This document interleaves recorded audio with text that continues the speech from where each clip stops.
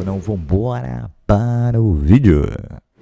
Entre as partes, o Cauli já topou jogar no São Paulo e é algo que está sendo, enfim, costurado e vai começar já nas próximas horas a troca de documentos, né?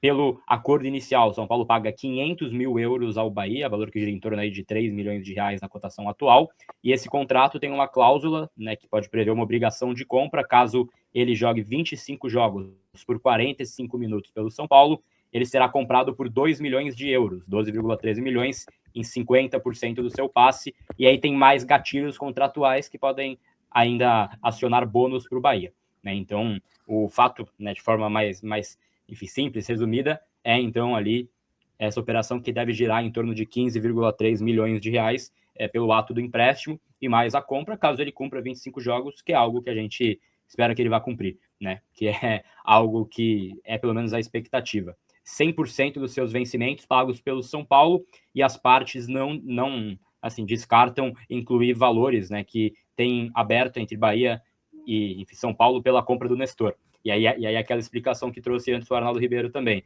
né, que para a compra do Nestor já tinha um valor, né, que foi abatido do Ferrarese, então vão sendo dívidas acumuladas, mas agora o Bahia tem algo a pagar pelo Nestor, e aí seria um valor abatido também, está sendo conversado isso, mas está por detalhes, então, de ser o novo jogador de São Paulo, o Meia Cauli, de 30 anos. É que só um detalhe, né? O valor, se abatido ou não, tanto faz, né? Ele vai entrar ali na conta e o jogador custou o que ele custou. Eu queria só fazer uma comparação. Quando eu ouvi, a gente tava conversando, né? Eu tava no Uber chegando aqui, o Gabriel, a gente tava conversando. E na hora que a gente tava colocando ali o que a gente tinha de informação, na hora me veio um estalo e eu lembrei da negociação do Nestor, porque vai ter ganho esportivo, ou seja, se o São Paulo nessa temporada conquistar algum título ou for muito bem em um campeonato, isso pode render um valor extra pro Bahia. No fim, ficou uma negociação muito similar à do Nestor para o Bahia. E eu peguei os números aqui só para fazer a comparação. Então, o São Paulo vai pagar 500 mil de entrada, né? 500 mil pela operação de euros. O Nestor, quando foi para o Bahia pagou 1,5. 1 milhão de euros. 1,5 milhão de euros.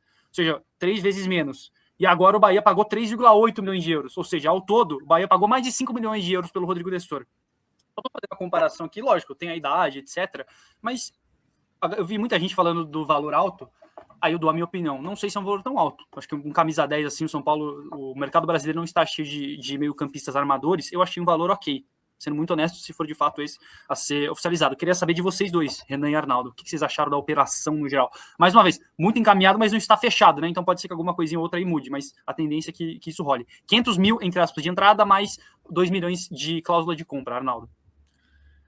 Cara, eu gosto muito do jogador. Eu acho que ele é um jogador que o elenco de São Paulo não tem com essas características, né? Acho que é um meia armador, mais meia atacante do que...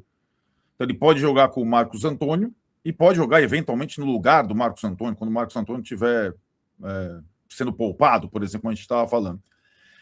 Ele é um jogador que começou muito bem, ele tem um poder de finalização, ele é mais europeu do que brasileiro, né? Passou a maior parte da carreira dele. Ela começou muito bem no Bahia, Palmeiras chegou a tentar contratá-lo e depois ele caiu. Aí a ponderação para mim não é técnica, é uma questão de perfil emocional, né? A partir do momento que ele começou a errar e a torcida pegar, o Rogério tirar, ele foi perdendo a confiança. E acho que no São Paulo ele pode recobrar, mas o torcedor do São Paulo não deve esperar um jogador carnívoro e visceral como o Danielzinho, como o Caleri, como o Luciano. Ele é um jogador frio, é um jogador técnico e frio. Então ele está mais, só pelo perfil psicológico, ele está mais para Oscar do que para o perfil de jogador. Porque o São Paulo tem muito jogador que eu amo. Eu amo o Enzo Dias, por exemplo. Eu gosto de jogador que se mata pela... Não é o caso. Não é definitivamente o caso.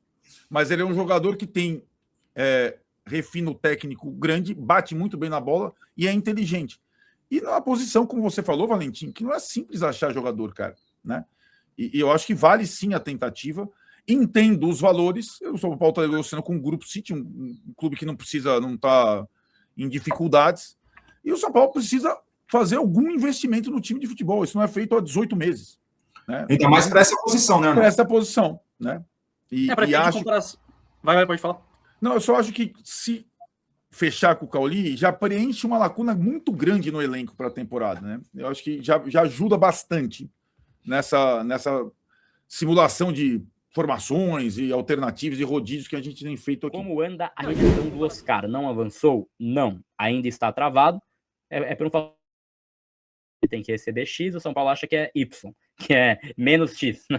que é o valor menor. E aí, isso está travado ainda, tem uma divergência ali. O fato é que ele não recebe mais salário do São Paulo, tá? Então vale passar só isso também, que não é que isso está travando e ele está ganhando seu salário. Não. Foi já interrompido o pagamento do Oscar, saiu o Rodriguinho também, então hoje não tem esse meia mais criativo, tem mais o Marcos Antônio, né? Então é um jogador que será aí importante e acho que chega para brigar por vaga no time titular, o Cauli, viu? Tem essa sensação, pelo menos. Espero que seja um jogador interessante aí para o São Paulo, espero que esse meio do São Paulo continue bem, principalmente que ninguém machuque, né? Eu sei que a gente fala essas coisas aqui, parece que a gente tá, cara, zicando, mas não, é muito importante que ninguém machuque. Então tem que ter ali Marcos Antônio, Danielzinho, os caras importantes, e ainda acho que falta um 5, tá? Isso eu venho falar, eu assim, venho afirmando aqui, e acho que é algo que a gente não pode deixar, cara, de dizer assim, acho que a gente ainda precisa de um 5.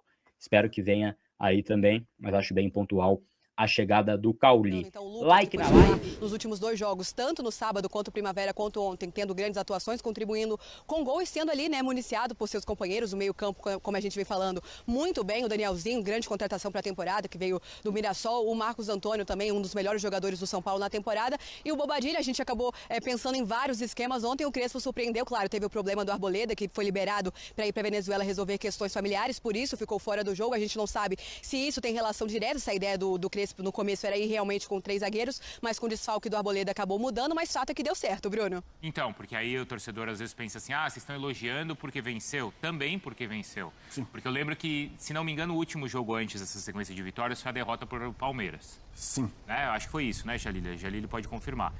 E a gente elogiou o time do São Paulo. A gente falou, poxa, o São Paulo quase virou o jogo, teve uma chance com Tapia. E teve o próprio jogo contra o Flamengo também. Que ali foi um empate, não foi? Sim, não. O São Paulo foi... Vitória. O São Paulo ganhou, pô. 2-1. O São Paulo ganhou de 2-1. Virada. Mas até a forma que foi o jogo também do Flamengo começando... Digo, até na derrota, Sim, a gente falou... O Crespo falou assim, olha, se continuar jogando dessa maneira, a gente vai voltar a vencer. E a gente concordou com ele. Criando boas oportunidades. Uma pergunta pra Jalília. O Bobadilha saiu machucado, não foi? Né? Tem alguma atualização, Jalília?